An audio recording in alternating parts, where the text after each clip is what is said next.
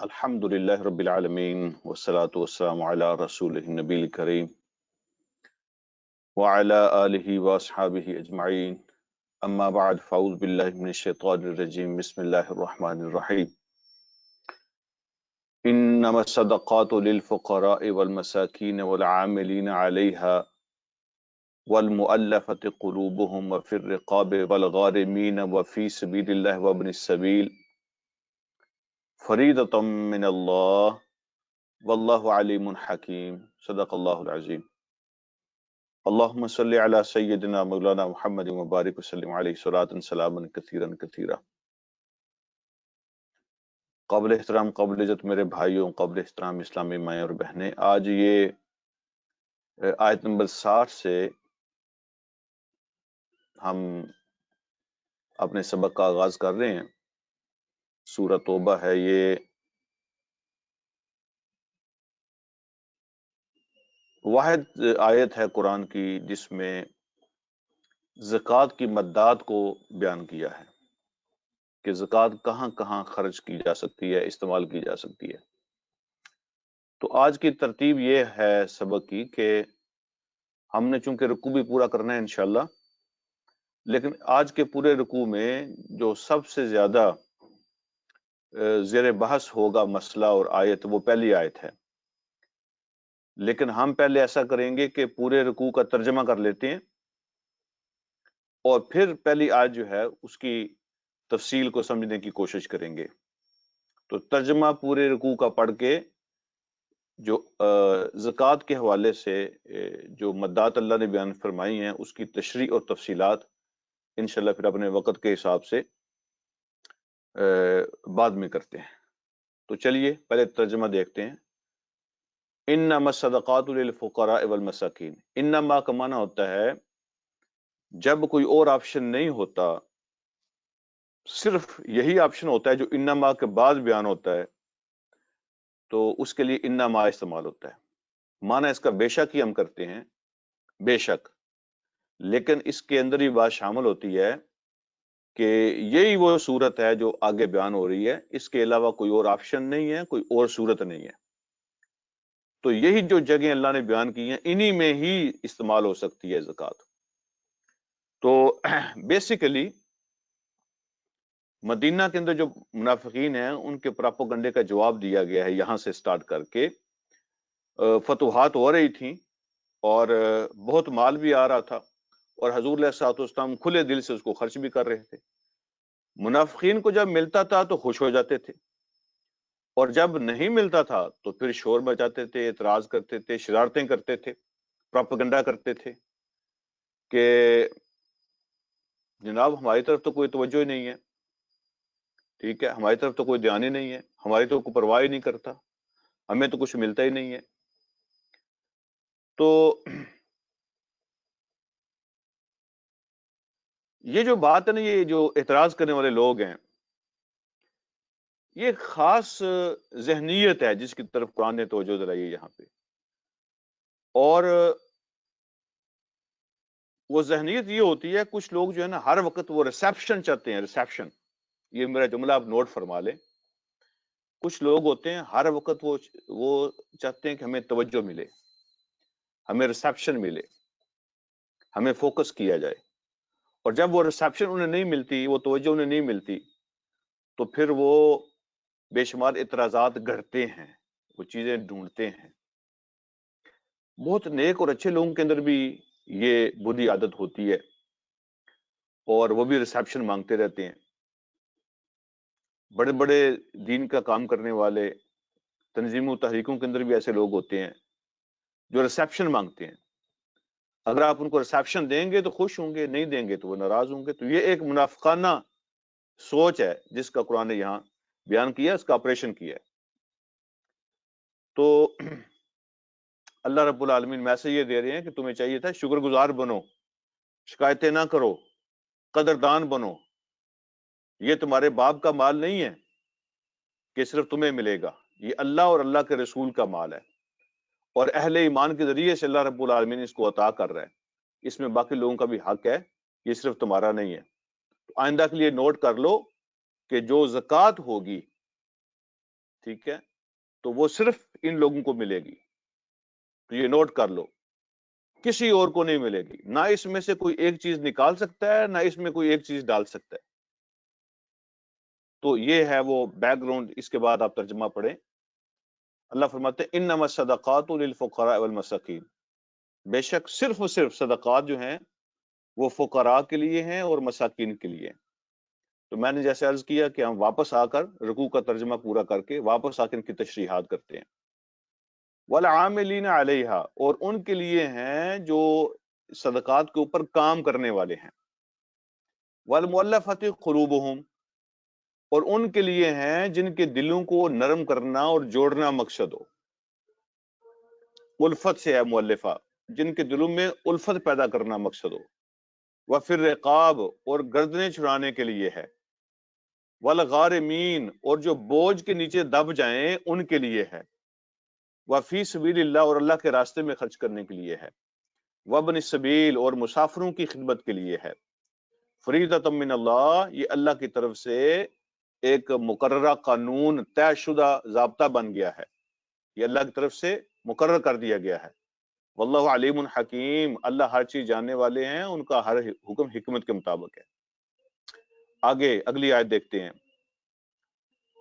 منہم الذین یؤذون النبی، ان منافقوں میں سے کچھ ایسے بھی ہیں جو اللہ کے رسول کو تکلیف پہنچاتے ہیں، اللہ کے نبی کو تکلیف دیتے ہیں باتوں سے تکلیف۔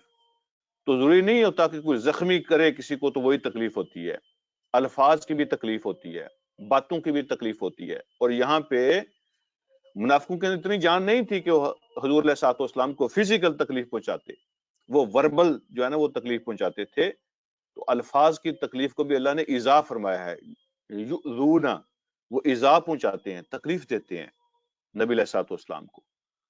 تو وہ جملہ یاد رکھیں، بڑا اچھا جملہ ہے جو کسی نے کہا ہے کہ الفاظ کے دانت نہیں ہوتے لیکن یہ بڑا سخت کاٹتے ہیں۔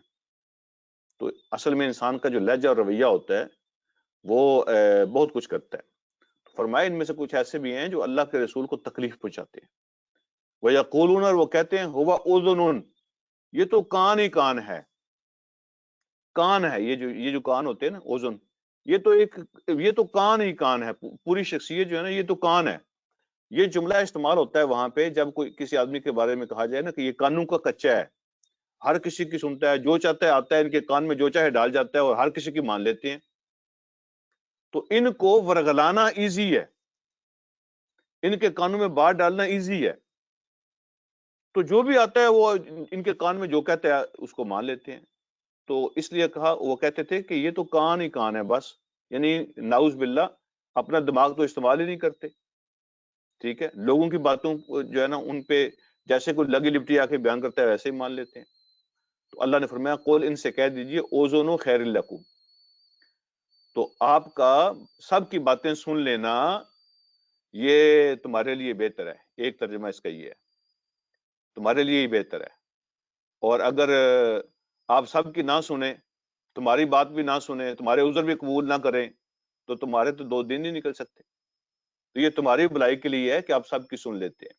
دوسرا اس کا معنی یہ ہے قل اوزن خیر لکم، ان سے کہہ دیں کہ ایسا بھی نہیں ہے، بلکہ وہ ایسی باتیں سنتے ہیں جو خیر ہوتی ہیں، ان لوگوں کی باتیں سنتے ہیں جن کے اندر خیر ہوتی ہے۔ سنتے سب کی ہیں لیکن عمل ان پہ کرتے ہیں، ایسے نہیں کہ ہر آدمی کان بھر کے چلا جائے، سن لیتے ہیں سب کی لیکن آپ دھیان اس کی طرف کرتے ہیں جس کے اندر خیر ہوتی ہے، اور جن چیزوں کے اندر اشارہ ہوتا ہے آپ اس کی طرف دھیان نہیں کرتے۔ حضور علیہ الصلوۃ والسلام کی جو نرمی تھی طبیعت کے اندر، تو اس کو یہ غلط معنی پہنا کے تو وہ تکلیف نبی علیہ الصلوۃ والسلام کو پہنچاتے ہیں۔ اور پھر صاف فرمایا یؤمن باللہ و یؤمن للمؤمنین، وہ اللہ پہ اعتماد رکھتے ہیں، اللہ پہ ایمان رکھتے ہیں اور مومنوں پہ اعتماد کرتے ہیں۔ دیکھیں لفظ ایک ہی ہے لیکن جب آگے جس کے لیے لفظ استعمال ہوتا ہے جب وہ چینج ہو جاتا ہے تو پھر لفظ کا معنی بھی چینج ہو جاتا ہے، یہ یاد رکھیں۔ لفظ ایک ہے، اب یؤمنو اللہ کے لیے بھی استعمال ہو رہا ہے اور یؤمنو مومنین کے لیے بھی استعمال ہو رہا ہے، لیکن دونوں جگہوں پر جس کے لیے استعمال ہو رہا ہے اس کے حساب سے میننگ میں، معنی میں تھوڑی سی تبدیلی آ جاتی ہے۔ یؤمن باللہ، یہ نبی جو ہیں یہ اللہ پر ایمان رکھتے ہیں، وَيُؤْمِنُ لِلْمُؤْمِنِينَ، اور مومنوں پر اعتماد کرتے ہیں اور فیصلے وہ کرتے ہیں، وَرَحْمَةٌ لِلَّذِينَ آمَنُوا مِنْكُمْ، اور آپ رحمت ہی رحمت ہیں تم میں سے ان لوگوں کے لیے جو ایمان لائے ہیں۔ ایمان والوں کے جو رحمت ہوتی ہے اس کے مطابق فیصلہ کرتے ہیں۔ جن چیزوں میں ایمان والوں کے لیے سکون اور رحمت ہے، آپ رحمت کا ذریعہ ہیں ایمان والوں کے لیے، وہ فیصلے کرتے ہیں۔ پھر صاف فرمایا وَالَّذِينَ يُؤْذُونَ رَسُولَ اللَّهِ لَهُمْ عَذَابٌ أَلِيمٌ، اور وہ لوگ جو ایذا پہنچاتے ہیں، تکلیف پہنچاتے ہیں اللہ کے رسول کو، ان کے لیے دردناک عذاب ہے، تو دنیا میں بھی اور آخرت میں بھی۔ یحلفون باللہ لکم، تو اب اہل ایمان سے اللہ کہہ رہے ہیں کہ قسمیں کھائیں گے اللہ کی تمہارے سامنے۔ تو یہ منافق جو ہے نا، وہ آپ کے سامنے، تمہارے سامنے آ کے قسمیں کھاتے ہیں اللہ کے نام کی، لیردوکم، تاکہ تمہیں راضی رکھ سکیں، تمہیں راضی کرنے کے لیے، تاکہ تمہارے دل کے اندر کوئی شک پیدا نہ ہو ان کے بارے میں۔ تو قسمیں، ہر بات پہ قسم کھا کھا کے تمہیں یقین دلانے کی کوشش کرتے ہیں۔ واللہ ورسولہ حق ان یردوہ ان کانوا مؤمنین، لیکن اگر یہ سچے ہوتے اپنے ایمان میں تو اللہ اور اللہ کے رسول وہ زیادہ حقدار تھے اس بات کے کہ یہ انہیں راضی کرتے، اللہ کو راضی کرتے، اللہ کے رسول کو راضی کرتے، وہ زیادہ حق رکھتے ہیں اس بات کے۔ لیکن ان کو فکر یہ ہوتی ہے کہ جو سوسائٹی ہے، جو لوگ ہیں، ان کے دل میں ہمارے بارے میں کوئی شک پیدا نہ ہو جائے۔ اللہ اس کے رسول کی پرواہ کم کرتے ہیں، اور جو دائیں بائیں رہنے والے ہیں ان کی پرواہ زیادہ، ان سے زیادہ ڈرتے ہیں کہ ہمارے بارے میں شک نہ پیدا ہو جائے۔ اور اگر یہ مومن ہوتے تو ان کو زیادہ پرواہ ہوتی، کیونکہ اللہ زیادہ حق رکھتے ہیں، اللہ کے رسول زیادہ حق رکھتے ہیں کہ یہ ان کو راضی کرتے ہیں۔ الم یعلموا، کیا وہ یہ نہیں جانتے، انہ من یحادد اللہ ورسولہ، کہ وہ لوگ جو مقابلے میں آ جاتے ہیں اللہ کے اور اللہ کے رسول کے، جو اللہ اور اللہ کے رسول کے ساتھ لڑ پڑتے ہیں، جو ان کے ساتھ مقابلہ کرتے ہیں، ان کے ساتھ کیا ہوتا ہے، فَأَنَّ لَهُ نَارَ جہنم، تو بے شک ایسے آدمی کے لیے جہنم کی آگ ہے، خالدن فیہا، ہمیشہ رہے گا اس کے اندر، ذالک الخزی العظیم، اور یہ بہت بڑی رسوائی ہے اس کے لیے جس کو یہ ملے۔ تو اس رسوائی کی حد نہیں بیان فرمائی، یہ فرمایا ذالک الخزی العظیم، یہ بہت بڑی رسوائی ہوگی اس کے لیے۔ یحذر المنافقون ان تنزل علیہم سورۃ تنبئہم بما فی قلوبہم، یہ منافق ڈرتے رہتے ہیں ہر وقت کہ کوئی صورت نازل ہو جائے گی ان کے خلاف، ٹھیک ہے، ان کے بارے میں کوئی صورت نازل ہو جائے گی، تنبئہم بما فی قلوبہم، تو یہ بتا دے گی جو کچھ ان کے دلوں کے اندر ہے۔ اللہ کوئی صورت نازل کریں گے اور منافقین کو ایکسپوز کر دیں گے، ہر وقت ڈرتے رہتے ہیں، کیونکہ یہ ان کا تجربہ ہے لمبے عرصے کا، پچھلے 8-9 سال کا تجربہ ہے کہ جو کچھ وہ باتیں اپنے دل میں چھپاتے ہیں کہیں نہ کہیں سے ایکسپوز ہو جاتی ہیں۔ تو ان کو یقین تھا کہ کون بتاتا ہے ان کو، یہ کیسے ان کو پتہ چل جاتا ہے ہماری ساری کاروائی کا۔ تو پھر ان کو یقین تھا کہ کوئی صورتیں آتی ہیں، یہ جو وحی آتی ہے نا آسمان سے، وہ فرشتہ ہی آ کے نبی علیہ السلام کو بتاتا ہے اور ہمیں ایکسپوز کر جاتا ہے۔ تو وہ ڈرتے ہیں کہ کہیں کوئی صورت نہ نازل کر دی جائے ان کے خلاف جو دلوں میں چھپائے ہوئے ہیں، تو اس کو وہ سامنے کر دے۔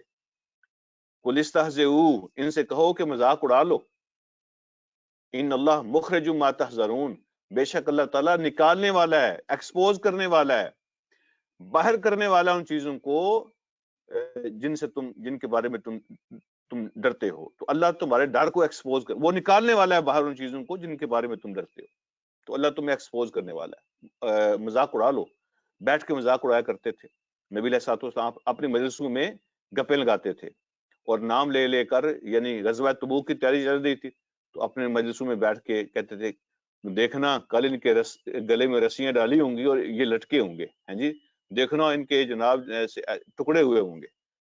اور جب کوئی اہل ایمان جو ہے نا وہ جمع کراتے تھے نا جہاد فنڈ، تو وہ ہنستے تھے، وہ کیونکہ غریب صحابہ جب اپنے حصہ لے کے آتے تھے ہنستے تھے، وہ کہتے تھے چلو جی اب تو مسئلہ حل ہو گیا جی، بس جی اب مال آ گیا جی، ہاں جی، اب تو تبوک اور روم اس کے لیے کوئی گنجائش نہیں رہی جی، اب تو قلعے فتح ہو جائیں گے جی، ایسے مذاق اڑایا کرتے تھے۔ تو ان سے کہا، فرمایا کہ ان سے کہو کہ اڑا لو مذاق، اللہ پاک تمہیں ایکسپوز کرنے والے ہیں اور نکالنے والے ہیں جن باتوں سے تم ڈرتے ہو۔ وَلَئِن سَأَلْتَهُمْ لَيَقُولُنَّ إِنَّمَا كُنَّا نَخُوضُ وَنَلْعَبُ، اور اگر آپ ان کا احتساب کریں، ان سے پوچھیں بلا کے کیا باتیں کر رہے تھے آپس میں۔ وَلَئِن سَأَلْتَهُمْ، اور اگر آپ ان سے پوچھیں، ان کی اکاؤنٹیبلٹی کریں، کیا باتیں کر رہے تھے۔ لَيَقُولُنَّ، تو وہ ضرور آپ سے کہیں گے انما کننا نخوض و نلعب، ہم تو ہنسی مذاق کر رہے تھے، ہم تو دل لگی کی باتیں اور کھیل تماشا ہنسی مذاق کر رہے تھے، ویسے ہی دل لگی کر رہے تھے اور مذاق کر رہے تھے۔ قل اب اللہ و آیاتہ و رسولہ کنتم تستہزئون، ان سے کہیے کہ ظالموں، کیا ہنسی مذاق کے لیے اللہ ہی بچا ہے تمہارے لیے؟ کیا تم اللہ کے ساتھ اور اللہ کی آیتوں کے ساتھ اور اللہ کے رسول کے ساتھ ہنسی مذاق کر رہے تھے؟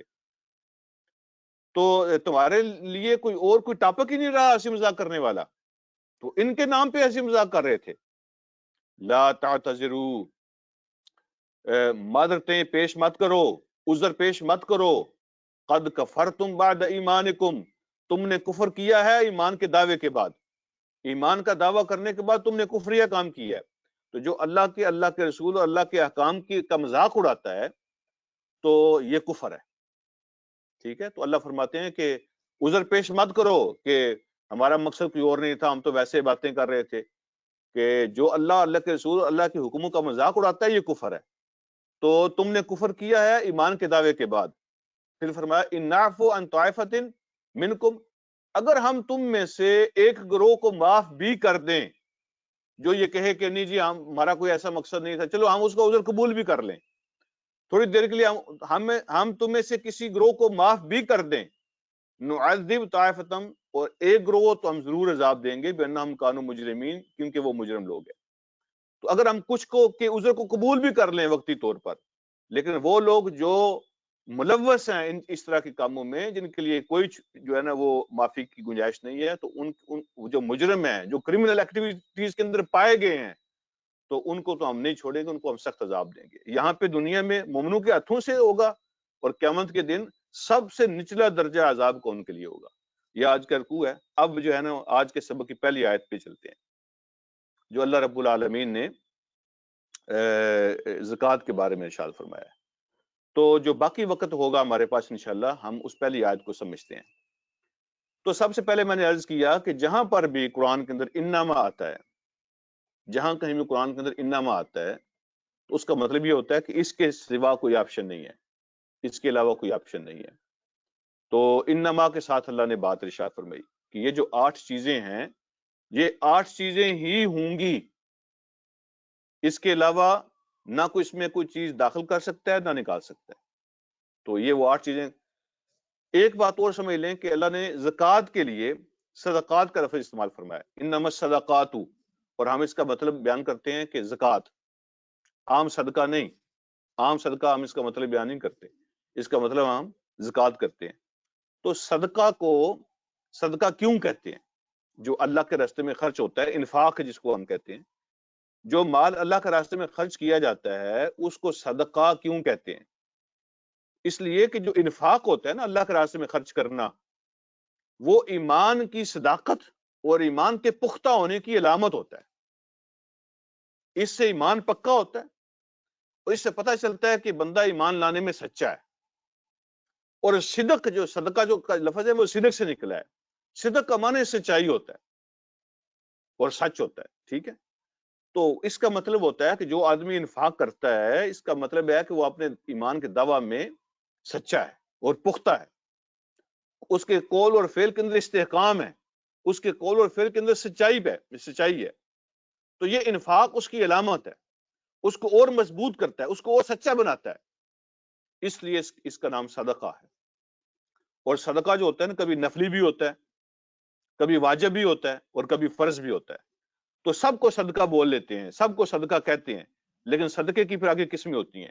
نفلی صدقہ بھی ہوتا ہے اور واجب صدقہ بھی ہوتا ہے۔ جیسے کسی نے اگر نظر مانی ہو نا تو وہ واجب صدقہ ہوتا ہے، یا یہ جو ہم فطرانہ پے کرتے ہیں یہ بھی واجب ہوتا ہے، اور نفلی بھی جو ہم دیتے ہیں اللہ کے رضا کے لیے وہ نفلی صدقہ ہوتا ہے، اور واجب صدقہ بھی میں نے عرض کیا ہوتا ہے، اور فرض صدقہ بھی ہوتا ہے، اس کو بھی صدقہ کہہ دیتے ہیں جس کو ہم زکوٰۃ کہتے ہیں۔ تو سب سے پہلے اللہ رب العالمین بیان فرماتے ہیں کہ یہ کس کے لیے ہوگی، یہ جو صدقات ہیں، صدقات جو ہے نا فرض صدقات جو ہیں یہ کس کے لیے ہوں گے؟ للفقراء، سب سے پہلے فرمایا فقیر کے لیے، فقیر کے لیے جو فقیر ہوگا۔ اور فقیر جو ہے نا یہ لفظ غنی کے اپوزٹ ہوتا ہے، غنی کا معنی ہوتا ہے مالدار، اس کے اپوزٹ ہوتا ہے فقیر. فقیر کا معنی ہوتا ہے جس کے پاس مال نہیں ہوتا. ٹھیک ہے. والمساکین، اور یہ جو ہے یہ صدقات جو ہیں یہ مسکینوں کے لیے. نمبر 2 جو ہے نا وہ مسکینوں کے لیے. اور مسکین جو ہے یہ مسکنت سے نکلا ہے. ٹھیک ہے. جس کی حالت بہت پتلی اور ماڑی ہوتی ہے، جس کے پاس کچھ نہیں ہوتا. تو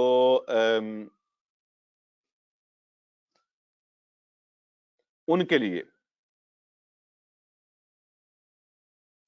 یہ ایک میسج آیا ہے کہ کچھ لوگوں کو آواز صحیح نہیں آ رہی. کیا سب کو صحیح نہیں آ رہی یا باقی لوگوں کو صحیح آ رہی ہے آواز؟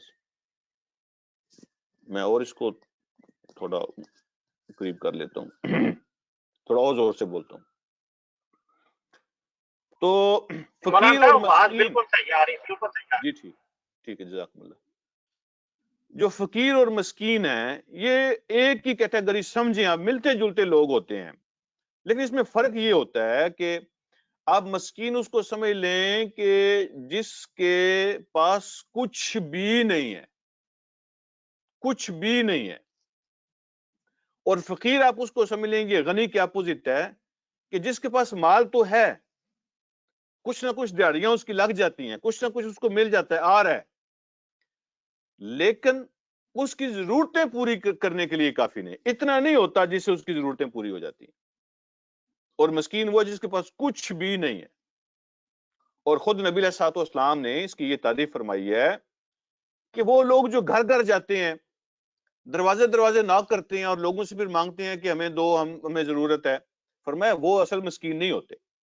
اصل مسکین وہ ہوتے ہیں جن کو ضرورت ہوتی ہے لیکن وہ خوددار ہوتے ہیں، ان کے اندر ایمانی غیرت ہوتی ہے.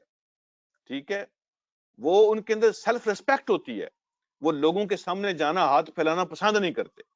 تو فرمایا ایسے لوگوں کو جو تمہارے دروازے پہ آتے ہیں اور جو ہے نا وہ چند پیسے، چند روپے لے کر یا کچھ تھوڑا بہت غلہ، تھوڑا بہت کھانا لے کے ان کی ضرورت پوری ہو جاتی ہے، واپس چلے جاتے ہیں، ایسے لوگ اصل مسکین نہیں ہوتے. اصل حقدار وہ ہوتے ہیں جو اپنے بند دروازوں کے پیچھے بیٹھے ہوتے ہیں اور ان کی خودداری جو ہے نا ان کو اجازت نہیں دیتی کہ لوگوں کے سامنے ہاتھ پھیلائیں. ایسے لوگوں کو ڈھونڈو، ایسے لوگوں کو ڈھونڈو اور ان کو ڈھونڈ کے زکوٰۃ دو. تو فقیر وہ جس کے پاس کچھ نہ کچھ ہوتا ہے. لوگ پوچھتے ہیں نا جی کہ اس کے پاس کچھ زمین بھی ہے جی، اور اس کے پاس جناب وہ تھوڑی بہت جاب بھی کرتا ہے جی، کبھی دیہڑی بھی لگ جاتی ہے اس کی، کبھی نہیں بھی لگتی، تو کیا اس کو زکوٰۃ دے سکتی ہیں؟ وہ جوان بھی ہے جی لیکن سبزی بیچتا ہے، جوان آدمی ہے، کیا ہم اس کو زکوٰۃ دے دیں؟ تو دیکھیں فقیر اس کو کہتے ہیں کہ بنیادی ضرورتیں، بنیادی جو ضرورتیں ہوتی ہیں زندگی کی، وہ پوری کرنے کے لیے اس کے پاس کافی مال نہیں ہوتا. ایک ہوتا ہے لگژری لائف، موج مستی کرنا، اس کی بات نہیں ہو رہی، جو بنیادی ضرورتیں ہیں. اور آج کل کے دور میں علماء نے بتایا ہے کہ 5 چیزیں بنیادی ضرورتوں کے اندر شامل ہیں. وہ 5 چیزیں کون سی ہیں؟ کھانا، روٹی، نمبر 2 کپڑے، نمبر 3 رہائش، ٹھیک ہے، مناسب، ریزنیبل، جس کے اندر گزارا ہو سکے، کوٹھی کی بات نہیں کر رہے، ٹھیک ہے، نمبر 4 علاج، ٹھیک ہے، ٹریٹمنٹ، اور نمبر 5 تعلیم. آج کے دور میں تعلیم بھی بنیادی ضرورتوں میں سے ہے. ٹھیک ہے، بیسک ایجوکیشن، ہائی ڈگری کی بھی بات نہیں ہو رہی، بیسک ایجوکیشن کی بات کر رہے ہیں. تو یہ جو ہے نا 5 چیزیں کم از کم یہ بنیادی ضرورتیں ہیں. تو جس کی دیہڑی لگتی ہے، جس کا کچھ نہ کچھ ملتا ہے، اس کو کچھ نہ کچھ، بے شک وہ صحت مند ہو، جو کچھ بھی ہے، لیکن اس کے جو ذرائع آمدن ہیں وہ اتنے ہوتے ہیں کہ گزارا نہیں ہوتا. یہ 5 بنیادی ضرورتیں اس کی پوری نہیں ہوتی، آپ ان کو زکوٰۃ دے سکتے ہیں. تو اللہ نے فرمایا کہ فقیروں کو دو، مسکینوں کو دو. اور تیسری بات فرمائی والعاملین علیہا، وہ لوگ اس میں سے لے سکتے ہیں جو لوگ اس کے لیے کام کرتے ہیں. ٹھیک ہے، عامل کا معنی ہوتا ہے کام کرنے والا. ٹھیک ہے، تو جس کے سپرد گورنمنٹ کی طرف سے جس کی ڈیوٹی ہو زکوٰۃ کلیکٹ کرنے کی، اس کا حساب رکھنے کی، اس کو ڈیلیور کرنے کی، پہنچانے کی، یہ سارے کام. یا پھر اگر گورنمنٹ اپنے فرائض سے غافل ہے اور گورنمنٹ کے یہاں کا سسٹم نہیں ہے تو یا وہ فاسق فاجر لوگوں کی گورنمنٹ ہے اور زکوٰۃ کو وہ غلط استعمال کر رہے ہیں، تو پھر جو مسلم آرگنائزیشنز ہوتی ہیں وہ بھی اس کے حکم میں آتی ہیں، ٹھیک ہے؟ تو وہ جن کو نمائندہ مقرر کرتی ہیں، جو زکوٰۃ کو جمع کرتے ہیں، اس کا حساب رکھتے ہیں، پھر آگے پہنچاتے ہیں، ڈلیور کرتے ہیں، تو ڈلیوری کے اندر لے کے جانے میں ان کے جو خرچے آتے ہیں راستے میں، اس میں سے وہ مناسب انداز میں لے سکتے ہیں۔ جو لوگ اس پہ کام کرتے ہیں، ٹائم کمپنسیشن ان کو مل سکتی ہے۔ یہ نہیں ہے کہ وہ خود ہی چیریٹی بنائیں، خود ہی اپنی تنخواہیں طے کریں، ٹھیک ہے؟ 100 روپیہ کسی کی زکوٰۃ ہو تو جناب 70-80 تو ان کے خرچے ہو جائیں، اور 30-25 جو ہے نا وہ آگے ڈلیور ہو رہی ہو، تو یہ بھی زیادتی ہے۔ یعنی عام طور پر گورنمنٹ جو اپنے ایک ملازم کو تنخواہ دیتی ہے، ٹھیک ہے، جو مڈل کلاس قسم کی جاب ہو کسی کی، تو اس کو وہ تنخواہ جو دیتی ہے، اگر کوئی والنٹیرلی کرے تو یہ بہت اچھی بات ہے، یہ اس کے لیے بہت بڑا اجر ہے۔ لیکن اگر کوئی نہیں کر سکتا تو عام طور پہ جو اس طرح کا ٹائم دینے والوں کی تنخواہ ہوتی ہے، اس ماحول اور معاشرے کے مطابق تو اس کو تنخواہ دی جا سکتی ہے، ٹھیک ہے؟ تو یہ جو 70-80% ادھر ہی خرچ ہو جاتا ہے نا، یہ بڑی زیادتی ہے، یہ جائز نہیں ہے۔ اس طرح کی چیزیں لوگوں نے اپنا جو ہے نا بنایا ہوا ہے۔ لیکن والعاملین علیہا، جو کام کرنے والے لوگ ہیں، دفتروں کے اندر کام کرتے ہیں یا جو ڈلیور کرتے ہیں زکوٰۃ کو، تو اس کے پہنچانے میں دوسری جگہ پر جو خرچہ آتا ہے وہ بھی اس میں سے نکالا جا سکتا ہے، ٹھیک ہے؟ اور حساب کتاب رکھنے میں جو آتی ہیں چیزیں وہ بھی اس میں سے نکالا جا سکتا ہے۔ تو والعاملین علیہا کے اندر گورنمنٹ کے لوگ بھی آتے ہیں، اور جو مین سٹریم آرگنائزیشنز ہوتی ہیں جہاں پہ خود اسلامی حکومت کا سسٹم نہیں ہے، ٹھیک ہے، تو فاسق فاجر لوگوں کے ہاتھوں میں حکومت ہے، وہ زکوٰۃ کا صحیح استعمال نہیں کرتے، تو وہاں پہ جو آرگنائزیشن بنی ہوتی ہیں، ان کے جو لوگ ہوتے ہیں جو اپوائنٹڈ ہوتے ہیں اس کام کے لیے، تو وہ بھی اس میں شامل ہوتے ہیں۔ اور اگلی بات، آپ جو ہے نا اپنے سوالات نوٹ کرتے جانا، بات کرتے کرتے بعض کو کچھ چیزیں مس ہو سکتی ہیں، تو آپ کے ذہن میں جو سوال آئے تو آپ نوٹ کرتے جائیں، تو آج ہم زکوٰۃ کے بارے میں جو سوالات ہوں گے وہ لیں گے۔ چوتھی جگہ جو اللہ نے بیان فرمائی ہے وہ ہے وَالْمُؤَلَّفَةِ قُلُوبُهُمْ، دلوں کے اندر الفت پیدا کرنے کے لیے، ٹھیک ہے؟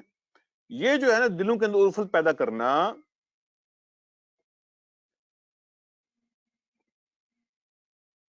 یہ ایک پولیٹیکل مد ہے، آپ اس بات کو سمجھ لیں، پولیٹیکل، جہاں حکومت ضرورت محسوس کرتی ہے اور جس جگہ پہ اسلامی حکومت نہیں ہوتی، وہاں پہ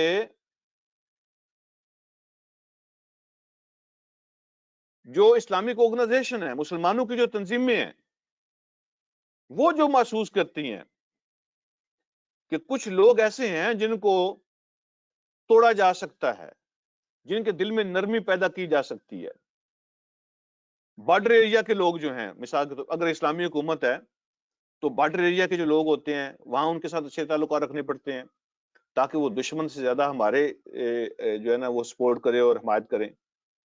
اور دیکھیں، میں آپ سے یہ بات عرض کروں کہ جو حکومتیں ہوتی ہیں یا جو جہاد ہوتا ہے تو اس کے بڑے مراحل ہوتے ہیں، اور ہر مرحلہ اس کا جہاد ہی سمجھا جاتا ہے۔ مثلا جہاد کا جو آخری مرحلہ ہوتا ہے وہ میدان جنگ ہوتا ہے مثلا، لیکن کیا گھر سے نکل کر فوراً میدان جنگ آ جاتا ہے؟ نہیں، اس کے گھر سے نکلنا، پھر اس کی ٹریننگ لینا، پھر جو ہے نا اس کے لیے راشن پانی کا بندوبست کرنا، اس کے لیے باقی چیزوں کا بندوبست کرنا، اس کی ذہنی تربیت کرنا، پھر اس کو میدان میں پہنچانا، اس کی پیچھے فیملی کا بندوبست کرنا، یہ سارے مراحل ہوتے ہیں، ٹھیک ہے جی۔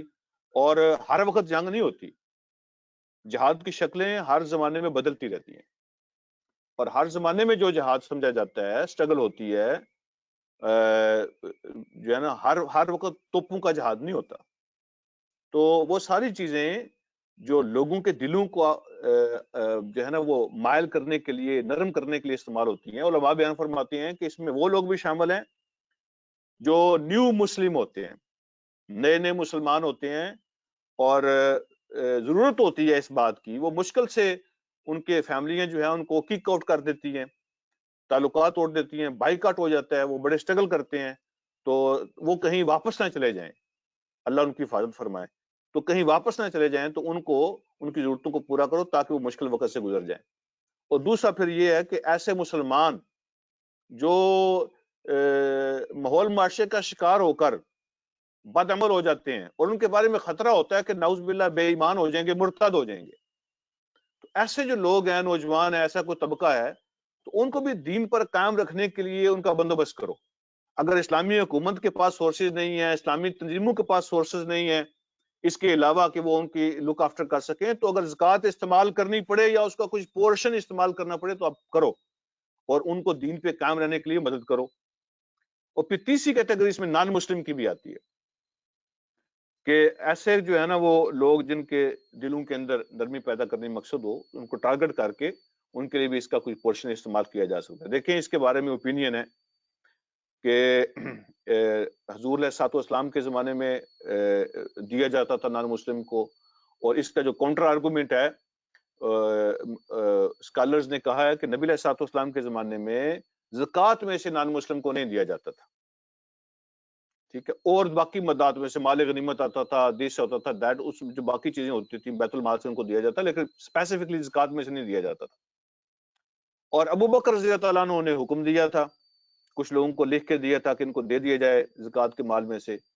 तो उमर रज़ी अल्लाह तआला ने वो जो पेपर जो है ना उनसे लिया, तो आप उनको फाड़ दिया, कहा कि तुम्हें देने की जरूरत नहीं है, अल्लाह ने हमें इज्जत दे दी है और अल्लाह ताला ने हमें शान अता फरमाई है, अब हमें तुम्हारी हमदर्दी की जरूरत नहीं है, हम तुम्हें नहीं देंगे। देखें, ये इस तरह की जज्बाती जो चीजें होती हैं, इसका रियलिटी के साथ ताल्लुक नहीं होता। ठीक है, एक चीज को अल्लाह ने कुरान में बयान कर दिया है, ठीक है जी, तो उसको कोई बंदा कैसे कह सकता है कि हम इसको जो है ना वो मनसूख कर रहे हैं, ठीक है, इसको सस्पेंड कर रहे हैं, ये ठीक है। ये जो 8 जगह बयान की हैं, हर जगह पे देना जरूरी नहीं है। आप किसी एक को दे सकते हैं, आप 2 को दे सकते हैं, आप 8 की 8 में तकसीम कर सकते हैं, आप 4 को दे सकते हैं, बाकी 4 को ना दें, किसी एक को दे दें। ये तो मर्जी होती है देने वाले की। ये तो हालात पे डिपेंड करता है, किस में ज्यादा जरूरत है, किस में कम जरूरत है, ऐसे भी हो सकता है। तो किसी एक को छोड़ देना वक्ती तौर पे ये तो हो सकता है, लेकिन किसी के बारे में कह देना कि जो अल्लाह ने बयान फरमाई है हम उसको कैंसिल कर रहे हैं, कैंसिल कौन कर सकता है? ऐसे नहीं होता। तो ये एक एडमिनिस्ट्रेटिव चीज है।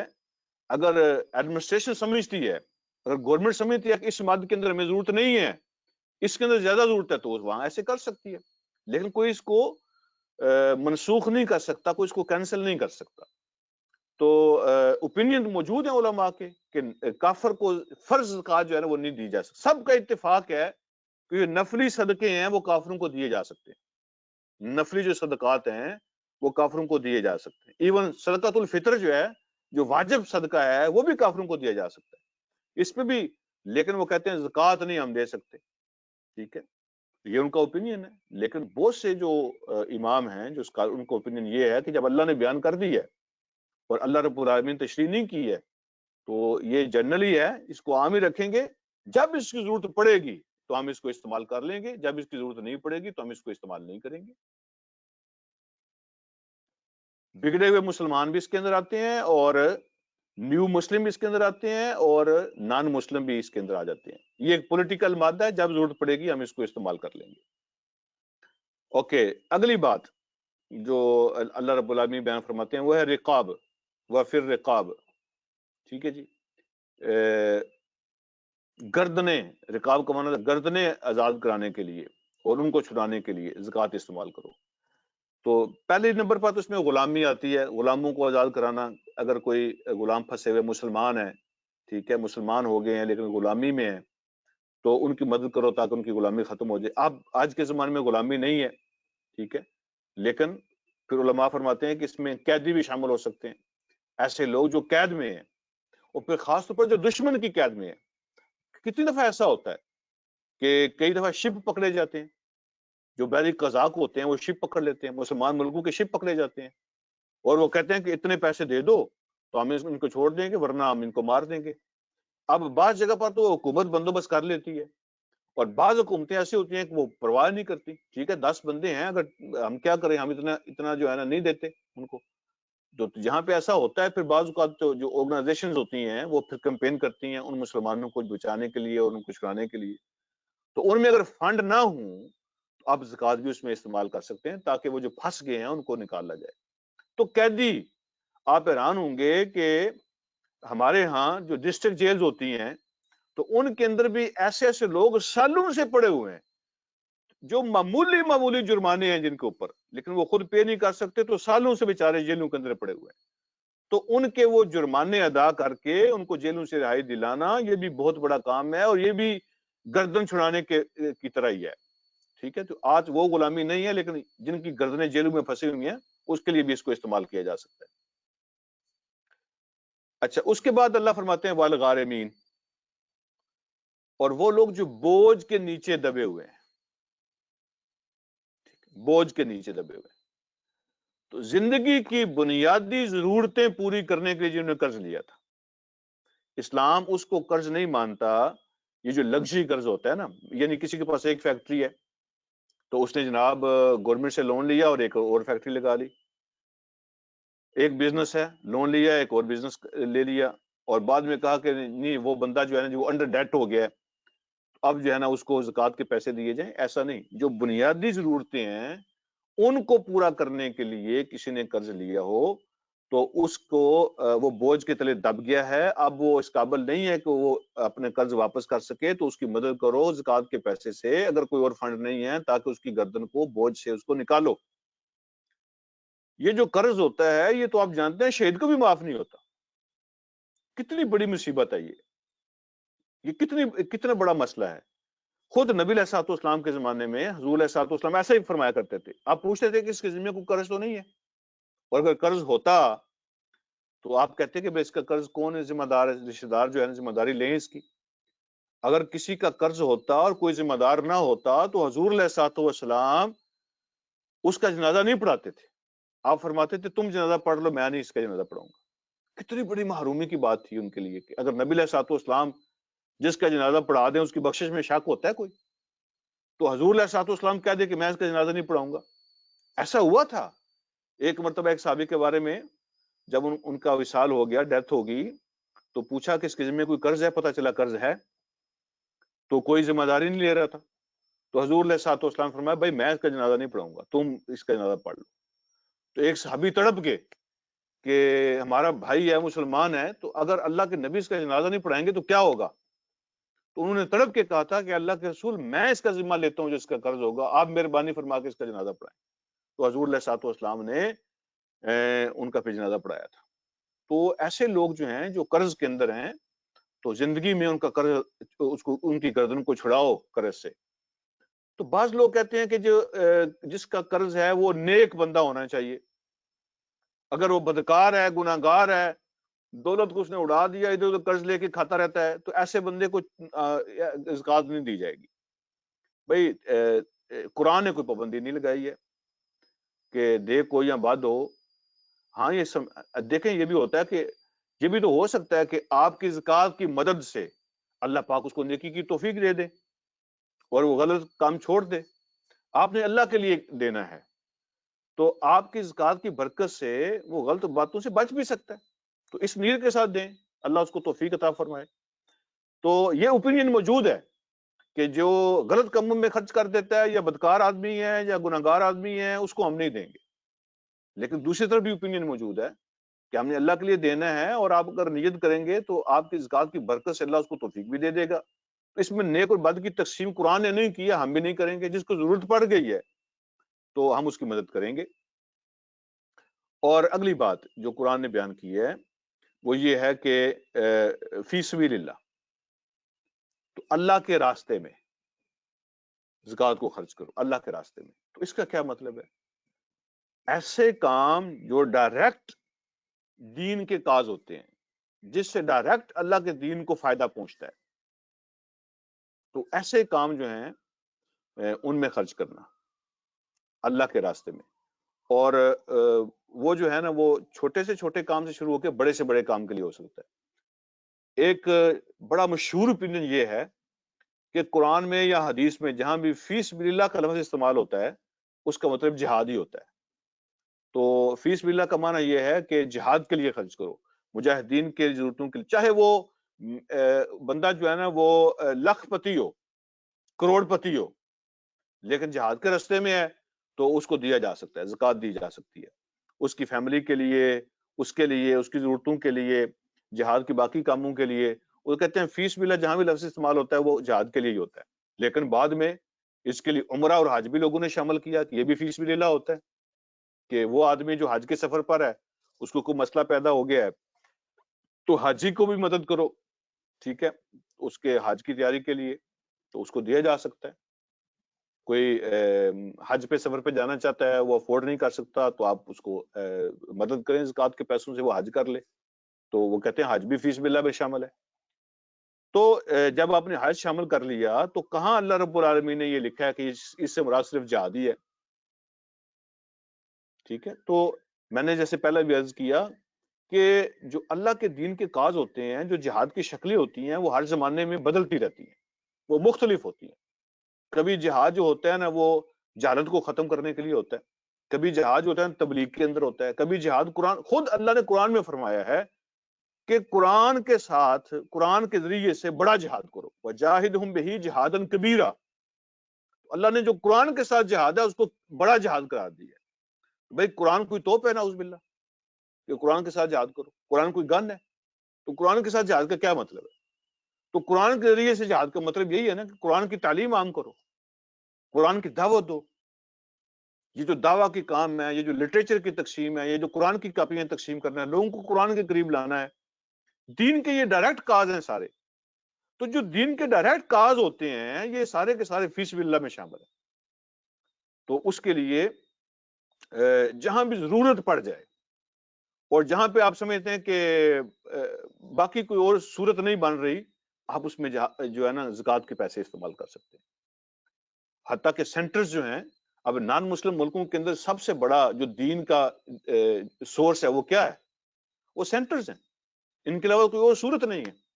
اگر کسی ملک کے اندر کمیونٹی جو ہے، مسلمان کمیونٹی، وہ اتنی استطاعت نہیں رکھتی، ان کے اندر اتنی جان نہیں ہے کہ وہ اپنے جو ہے نا وہ زکوٰۃ کے علاوہ فنڈز جو ہے نا ان کے ذریعے سے کوئی سینٹر قائم کر سکیں، کوئی دین کا کام آگے بڑھا سکیں، دعوت دین کا کام کر سکیں، تو کیا کریں گے؟ تو دین پر خود کو قائم رکھنا نان مسلم ملکوں کے اندر بھی، یہ بھی سینٹرز کے بغیر بہت مشکل ہے۔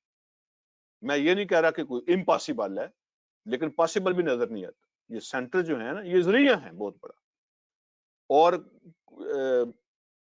جو آدمی نان مسلم کنٹریز کے اندر رہتا ہے لیکن وہ کوئی دعویٰ کا کام نہیں کرتا، کسی سینٹر کے ساتھ منسلک نہیں ہے، تو اس کو دین سے دور کرنے کے بڑے طاقتور ذریعے موجود ہیں۔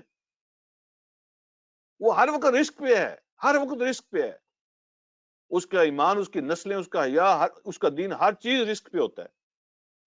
تو اگر آپ کے پاس سورسز نہیں ہوں گے تو یہ فی سبیل اللہ ہے، آپ اس میں زکوٰۃ کو استعمال کر سکتے ہیں۔ اسلامک سینٹرز کو بنانے میں، ان کو چلانے میں اگر کوئی اور سورسز نہیں ہے تو آپ زکوٰۃ استعمال کر سکتے ہیں۔ تو فی سبیل اللہ اس میں یہ مد بڑی، یعنی ایسے بھی نہیں ہے کہ آپ اس کو اتنا کھلا کر دیں کہ آپ کہیں کہ ہر نیکی کا کام فی سبیل اللہ ہوگا، لہٰذا ہم جو ہے نا وہ بسیں بھی چلائیں گے، ہم ٹرینیں بھی چلائیں گے، ہم جہاز بھی چلائیں گے، اور مسافر خانے بھی بنائیں گے، اور ہوٹل بھی بنا دیں لوگوں کے لیے، اور وہاں پہ لوگوں کو، ایسا نہیں ہے۔ یعنی ڈائریکٹ جو دین کا کاز ہوتا ہے، تو ڈائریکٹ، میں بار بار یہ کہہ رہا ہوں، ڈائریکٹ جو دین کا کاز ہوتا ہے اس کام کے لیے اس کو خرچ کرنا، اگر اور سورسز نہ ہوں تو اس میں اجازت ہے۔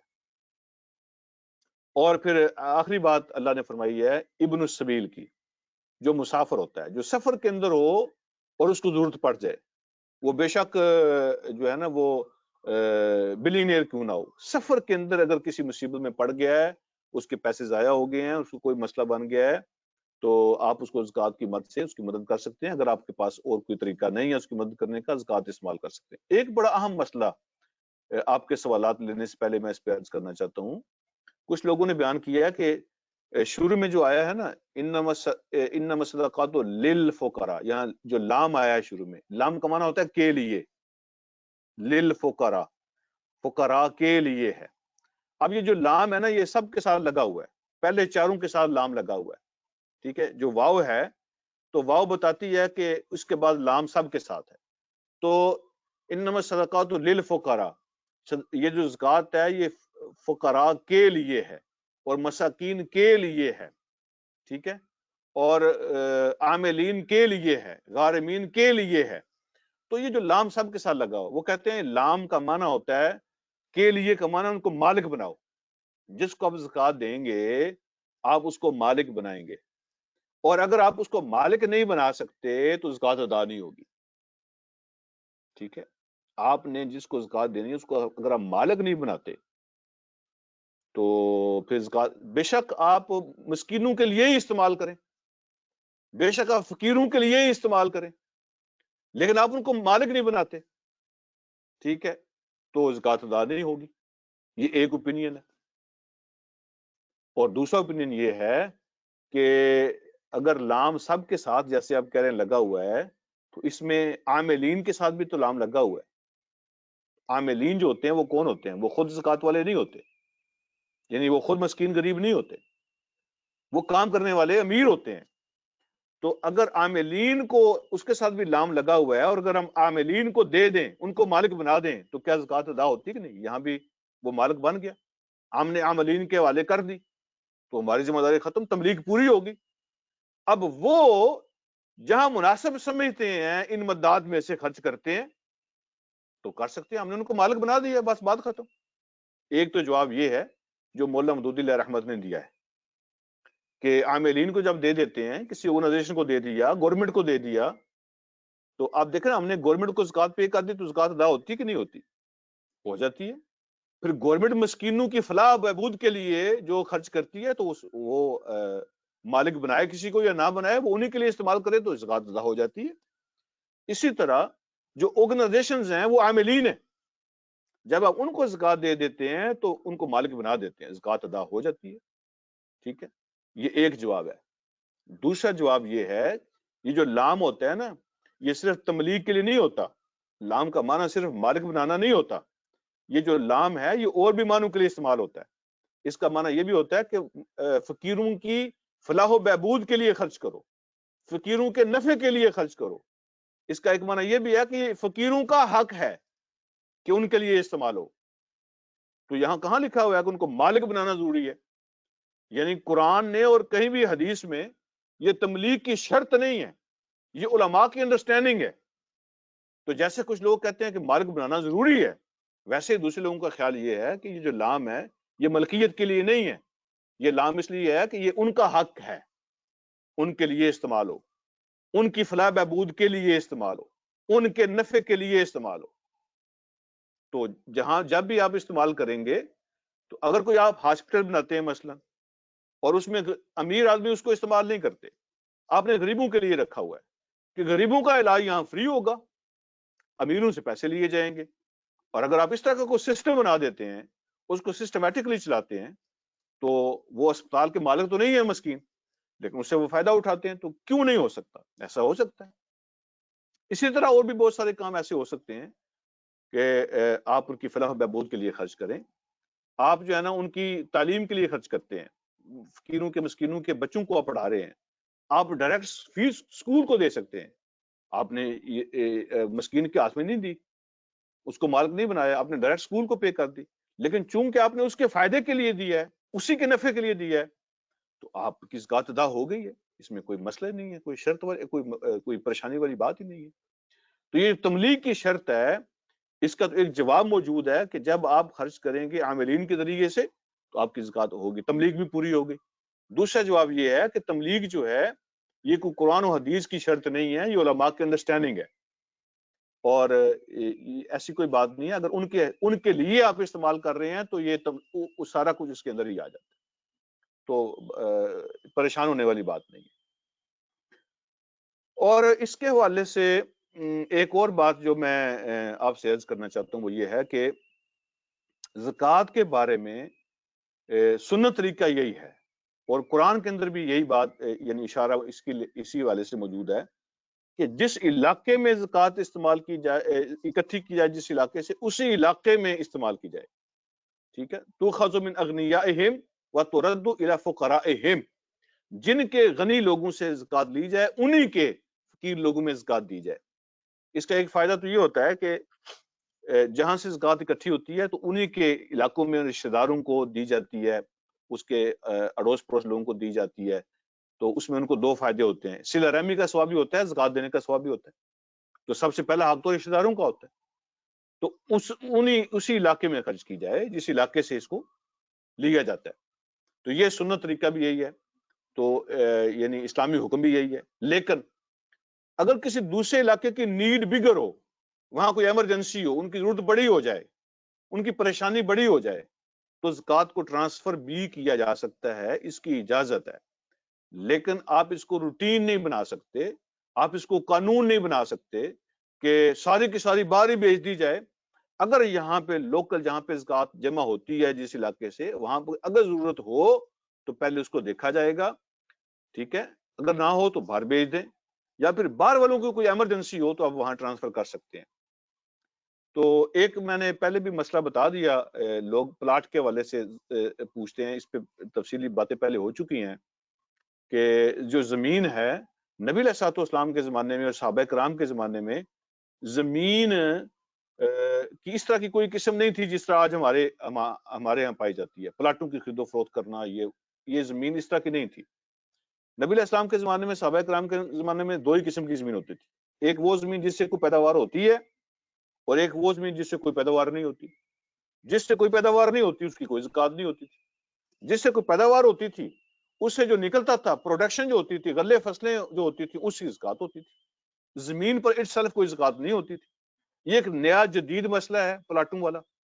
تو اس میں جو ہے نا ہم اجتہاد کریں گے. علماء نے اجتہاد کیے ہیں اور اس میں کئی سارے اوپینین ہیں. جب علماء کا اختلاف ہوتا ہے، جب اس میں اجتہاد ہوتا ہے تو اس میں گنجائش ہوتی ہے. تو دیکھیں زکوٰۃ کے لیے بھی جب شکل بدل جاتی ہے تو اس کے حکم بھی بدل جاتے ہیں. مثال کے طور پہ اب جو یہ پرلز ہیں، جو موتی ہیں، جو جواہرات ہیں، ان کے اوپر کوئی زکوٰۃ نہیں ہے. جو بے شک سونے سے مہنگے ہوں، بے شک یہ سونے سے مہنگے ہوں اور آپ نے خرید کے گھر میں رکھے ہوں، ان پہ کوئی زکوٰۃ نہیں ہے. لیکن سونے پہ زکوٰۃ ہے. تو اسی طرح زمین کا مسئلہ ہے. تو اگر تو آپ نے دیکھیں، آپ اگر اپنے کھانے کے لیے، اپنے ذاتی استعمال کے لیے گھر میں گندم لا کے رکھ دیں 10 بوریاں، ان پہ کوئی زکوٰۃ نہیں ہے. آپ نے اپنے سال کے کھانے کے لیے گندم پہلے اسٹاک کی ہے، 10 بوریاں اپنے کھانے کے لیے رکھی ہیں، وہ بزنس کے لیے نہیں ہے، 10 بوریاں آپ کے گھر میں پڑی ہیں، اس پہ زکوٰۃ نہیں ہوگی. لیکن آپ کی شاپ ہے، اس پہ آپ نے 1 بوری لا کے رکھی ہے بیچنے کے لیے، اس پہ آپ زکوٰۃ دیں گے. تو جب صورت چینج ہو جاتی ہے تو فتویٰ بھی چینج ہو جاتا ہے. تو جو پلاٹ ہوتے ہیں اس کی ایک قسم یہ ہوتی ہے کہ آپ یہ کہتے ہیں کہ میرے پاس کچھ پیسے پڑے ہوئے ہیں تو میں ان کو سیو کر لیتا ہوں. تو پیسے سیو کرنے کے لیے جب آپ پلاٹ لیتے ہیں، ٹھیک ہے، آپ نے بزنس کے لیے پلاٹ نہیں لیا، آج خریدا کل بیچا، تو نیت یہی ہے کہ بیچوں گا، ہاں جی، زیادہ پیسے کر کے. تو بزنس کی نیت سے پلاٹ نہیں خریدا، آپ نے سیونگ کی نیت سے خریدا ہے، تو ایسی زمین پہ زکوٰۃ نہیں ہوگی. آپ نے گھر بنانے کے لیے پلاٹ خریدا ہے، اس پہ بھی زکوٰۃ نہیں ہوگی. آپ نے پیورلی بزنس کی نیت سے پلاٹ خریدا ہے تو اس پہ زکوٰۃ ہوگی. وہ آپ کا چیک سمجھیں، وہ بزنس کے لیے آپ نے خریدا ہے، وہ سٹف ہے، وہ سودا ہے جو آپ کی شاپ میں پڑا ہوا ہے، تو آپ اس پہ زکوٰۃ دیں گے. یہ علماء کا اوپینین ہے. اوکے، چھوٹے بچوں کے حوالے سے جو اکاؤنٹ ہوتے ہیں، بعض کا چھوٹے بچوں کے اکاؤنٹ لوگ ہوتے ہیں اس میں بہت زیادہ پیسے رکھ دیتے ہیں، ٹھیک ہے، یا اس میں رکھتے جاتے وہ اکاؤنٹ بڑھتا رہتا ہے. یا پھر کسی کا اللہ تعالیٰ سب کو لمبی عمر عطا فرمائے، کسی کا والد فوت ہو گیا، بچے چھوٹے، ان کے نام پہ جب جائیداد ٹرانسفر ہوتی ہے، بچے چھوٹے ہوتے ہیں، تو چھوٹے بچوں کی زکوٰۃ کا کیا حکم ہے؟ اس کے بارے میں بھی اوپینین موجود ہے. کچھ لوگوں کا خیال یہ ہے کہ عاقل بالغ مسلمان، اس پہ زکوٰۃ فرض ہوتی ہے. عاقل بالغ مسلمان. جو بالغ نہیں ہے تو شریعت کے حکم کا پابند نہیں ہے، اس پہ نماز نہیں ہے، اس پہ روزہ نہیں ہے، اس پہ باقی حکم نہیں، زکوٰۃ بھی نہیں ہوگی. یہ ایک اوپینین ہے. دوسرا اوپینین یہ ہے کہ زکوٰۃ مالی عبادت ہے، اس کا عمر کے ساتھ کوئی تعلق نہیں ہے. خود نبی علیہ الصلوۃ والسلام کی کئی ایک حدیث موجود ہے. آپ نے فرمایا کہ جو آدمی یتیموں کا وارث ہے یا ان کا نگہبان ہے، ان کا کسٹوڈین ہے، تو یتیموں کے مال کو نفع بخش بزنس میں لگاؤ، ویسے نہ رکھ دو، کہیں اس کو زکوٰۃ کھاتی جائے گی نقصان ہوگا، تو اس کو نفع بخش بزنس میں لگاؤ. اس کا مطلب ہے یتیم جو ہوتا ہے، جو چھوٹا بچہ ہوتا ہے، وہ تو نابالغ ہوتا ہے، اس لیے اس کو یتیم، بالغ تو یتیم ہوتا ہی نہیں ہے. تو زکوٰۃ ایک مالی عبادت ہے. چھوٹے بچوں کے جو اکاؤنٹ ہوتے ہیں ان کے جو نگران ہیں تو ان کے جو پیرنٹس ہیں تو ان کے ذمے ہے کہ اس میں سے زکوٰۃ کا حساب کر کے زکوٰۃ نکالے. ہاں ایک یہ ہو سکتا ہے کہ اگر ایسے کچھ اکاؤنٹ ہیں جن پہ ایکسیس نہیں ہے آپ اس تک ایکسیس نہیں ہے، آپ نہ نکال سکتے ہیں پیسے، نہ لے سکتے ہیں، نہ استعمال کر سکتے ہیں، نہ بچہ لے سکتا ہے جب تک وہ ایک سرٹن عمر کو نہیں پہنچ جاتا. جب وہ اس ایج کو پہنچے گا پھر اس کی ایکسیس ہوگی. تو ایسے جو اکاؤنٹس ہیں تو چونکہ آپ کے قبضے میں نہیں ہے، زکوٰۃ کے لیے دو چیزیں یاد رکھیں، شرط ہے یہ، ایک یہ کہ اونرشپ آپ کی ہو، دوسرا یہ کہ قبضہ بھی آپ کا ہو، آپ کے کنٹرول میں ہو، جب چاہیں استعمال بھی کر سکے. تو قبضہ اور اونرشپ یہ دو چیزیں ہوں تو زکوٰۃ ہوتی ہے. تو وہ اکاؤنٹ جو ہے وہ اس کے اونر تو آپ ہی ہیں، یہ آپ کا بچہ ہے، لیکن قبضہ آپ کا نہیں ہے، آپ کے کنٹرول میں نہیں ہے، آپ کے ایکسیس میں نہیں ہے. جب وہ آپ کے ایکسیس میں آئے گا اس وقت آپ پہ زکوٰۃ فرض ہوگی، آپ زکوٰۃ دے دینا. تو جو آپ کے ایکسیس میں ہے بے شک وہ چھوٹے بچوں کا ہے تو آپ اس کا حساب کر کے چھوٹے بچوں کی طرف سے آپ زکوٰۃ ادا کریں گے. اور اس حوالے سے میں آخری بات کر کے پھر میں آپ کے سوالات کی طرف آ جاتا ہوں. جو قرض ہوتا ہے اس پہ پہلے بھی ہم بات کر چکے ہیں، چونکہ آج زکوٰۃ کا ٹاپک ہے تو اس پہ بات کرنی پڑے گی. جو قرض ہوتے ہیں، کسی کو دیا ہوا قرض ہے تو اس کی دو صورتیں ہوتی ہیں عام طور پہ. ایک یہ ہوتا ہے کہ جس کو آپ نے قرض دیا ہوا ہے وہ آپ کو کہتا ہے کہ میرے پاس آپ کے پیسے ریڈی ہیں، جب چاہیں آپ اپنے پیسے واپس لے سکتے ہیں. آپ کہتے ہیں اپنے پاس رکھو، جب مجھے ضرورت ہوگی میں لے لوں گا. ٹھیک ہے جی. تو یہ جو قرض ہے تو یہ تو ریڈی پڑا ہوا ہے، آپ کو دینے والا تیار ہے دینے کے لیے، آپ ابھی لے نہیں رہے ہیں. تو اس کا مطلب ہے کہ یہ ایسے ہی ہے جیسے امانت پڑی ہوئی ہے اس کے پاس، جب چاہے آپ لے سکتے ہیں. تو ایسا جو قرض ہوتا ہے اس کو آپ اپنے حساب میں شامل کر کے اس پہ آپ زکوٰۃ دیں گے، اس لیے کہ آپ اس کے اونر بھی ہیں اور آپ کی ایکسیس میں بھی آ گیا ہے، تو آپ اس کے حساب دیں گے. ایک وہ قرض ہے جو آپ نے دیا ہوا ہے، ٹھیک ہے، لانگ ٹرم کے لیے، تو یا پھر یہ ہے کہ وہ ڈوبا ہوا ہے، کوئی پتہ نہیں کب ملنا ہے کب نہیں ملنا ہے. تو ایسا جو قرض ہے وہ پیسے کے مالک تو آپ ہی ہیں لیکن کنٹرول آپ کا نہیں ہے، قبضہ آپ کا نہیں ہے، ایکسیس ابھی آپ کی نہیں ہے. جب وہ آپ کے کنٹرول میں آئے گا، آپ کے قبضے میں آئے گا، اس وقت آپ کے ذمہ ہوگا اس کا زکوٰۃ دینا. ٹھیک ہے. جب آپ نے قرض دیا ہے تو آپ کا یہی صدقہ ہے کہ آپ نے اپنے پیسے کسی اور کو استعمال کے لیے دے دیے، آپ کا یہی صدقہ ہے. اب یہ اس کے ذمہ ہے جس نے قرض لیا ہے کہ اگر اس کے پاس اتنے پیسے ہو گئے ہیں، یہ آپ کے قرض کے پیسوں سمیت اگر اس کے پاس اتنے پیسے ہو گئے ہیں کہ اس پہ زکوٰۃ لگتی ہے تو یہ خود وہ ذمہ دار ہے زکوٰۃ دینے کا، آپ نہیں ہے. ٹھیک ہے. تو آپ نے اپنے پیسے کسی اور کو دے دیے، یہی آپ کی طرف سے صدقہ ہے، للہ فی اللہ آپ نے دے دیے. ٹھیک ہے. آپ تو اس پہ کوئی سود نہیں نہ لے رہے، تو آپ نے قرض حسنہ دے دیا ہے. تو جب آپ کے پاس واپس آئے گا، آپ کی ملکیت میں آئے گا، پھر آپ اس کا حساب کر کے اس کی زکوٰۃ ادا کریں گے. جزاکم اللہ خیر، وآخر دعوانا الحمدللہ رب العالمین.